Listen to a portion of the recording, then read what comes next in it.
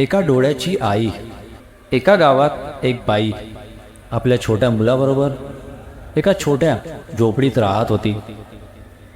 आपल्या मुलाला काही कमी पडू नये म्हणून दिवस रात्र एक करून ती काम करत असे. पण त्या छोट्या मुलाला मात्र आपली आई अजिबात आवडत नाही. तो तिच्या तिरस्कार करत असतो, कारण तिला एक डोळा नसल्यामुळे ती बेसूर दिसत असते. आईला तो शाळेतही येऊ देत नसतो. एकदा एका कार्यक्रमासाठी आईला शाळेत जावे लागते, पण तिला बघून कुठे तोंड लपवावे हे मुलाला कळत नाही. रागाच्या एक कटाक्ष टाकून तो तिथून पळून जातो. घरी आल्यावर तो आईला प्रचंड बोलतो, कशाला आली होतीस शाळेत? आता माझे मित्र मला चिडवतील. मी उद्या शाळेत कसा जाऊ? तुला एक डोळा का नाही? मला तू अजिबात आवडत नाहीस. आई काहीही बोलत नाही. आपण आईला खूप बोललो याचे मुलालाही काही वाटत नाही. रागाने तो नुसता धुमसत असतो. आईशी काहीही न बोलता जेवतो आणि झोपतो. रात्री कधीतरी त्याला जाग येते तर आपल्या मुलाची झोपमोड होऊ नये अशा दबक्या आवाजात त्याची आई रडत असते, पण त्याचेही त्याला काही वाटत नाही. एका डोळ्याच्या आपल्या आईच्या त्याला अधिकच तिरस्कार वाटायला लागतो. त्या क्षणी तो निर्णय घेतो, शिकून खूप मोठे व्हायचे आणि इथून बाहेर पडायचे. त्याप्रमाणे तो खूप अभ्यास करतो. उच्च शिक्षणासाठी मोठ्या शहरात येतो. नामवंत विद्यापीठातून पदवी मिळवतो. मोठ्या कंपनीत मोठ्या हुद्द्यावर काम करू लागतो.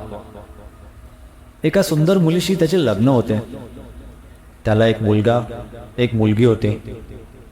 आता त्याचे कुटुंब पूर्ण होते, कारण हे सुंदर चित्र बिघडवणारी एका डोळ्याची त्याची आई तिथे नसते. तो तिला जवळजवळ विसरून गेलेला असतो. अतिशय सुखात असतो. एक दिवस त्याच्या घराचे दार वाजते. दारात एका माणसाबरोबर त्याची तीच एका डोळ्याची आई उभी असते. तिला बघून त्याची मुलगी घाबरून आत पडून जाते. तो आधी चक्रावतो आणि मग स्वतःला सावरत तिला म्हणतो, कोण आहेस तू? इथे का आलीस? बघ, माझी मुलगी तुला घाबरली.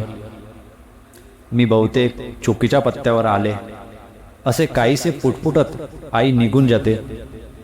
तिने आपल्याला ओळखले नाही अशा समाधानात मुलगा दार लावून घेतो.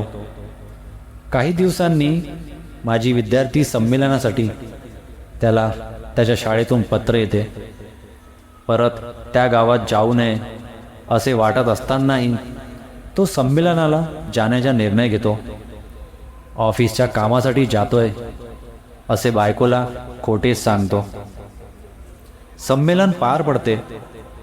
कुठल्या तरी अनामिक ओढीने त्याची पावले त्याच्याही न कळत झोपडीकडे वळतात. दाराला कुलूप असते.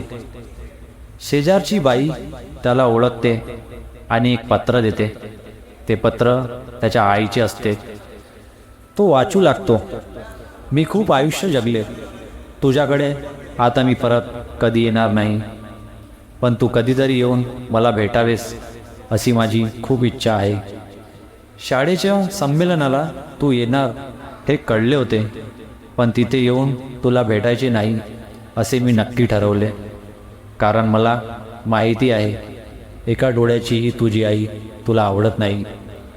मला एकच डोळा का असेही तू मला एकदा विचारले होतेस.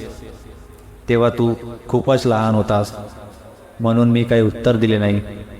पण आज सांगते बाळा, तू लहान असताना एक अपघात झाला. त्या अपघातात तू तुझा एक डोळा गमावलास. एका डोळ्याने तू संपूर्ण आयुष्य कसे जगणार या विचाराने मी हैराण झाले आणि माझा एक डोळा तुला दिला.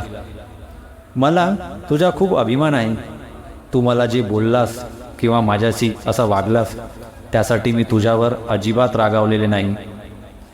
तुझे माझ्यावर खूप प्रेम आहे असाच विचार मी करते.